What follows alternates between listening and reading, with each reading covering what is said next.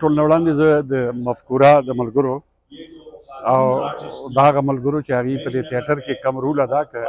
د زړه د کومې شکریه ادا کوم او خاص کر د حیات روغاني زیات مشکور یم چې هغه ته کوم دعوت ورکړلی شو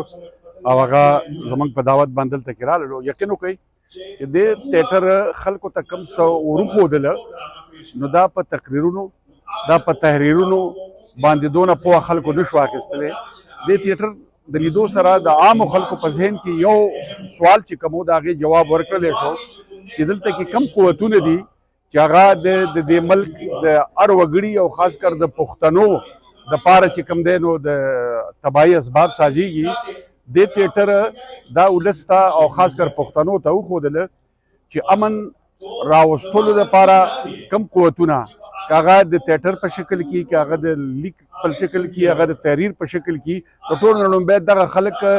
د دغه بدامنۍ د خورولکو په نظر کې ازغي دي د هغې د لرې کېدو کوشش او دویم دلته کې محنت کش چې کوم دی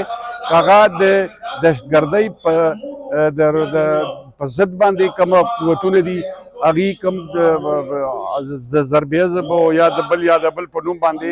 کوم جنګ په موږ باندې مسلط کړی دی نو که یو طرف ته خلک وجني او بل طرف ته د دغه سرکوبي دپاره کوم خلک راغلی دی د دواړو ګولۍ چې کوم دا په یو سینه باندې لګي چې هغه د پښتون سینه ده او خلک نن د دې تیاتر نه ډېر زیات نه صرف مطمئن شو بلکې مفکورې ته سور سلام پیش کوي.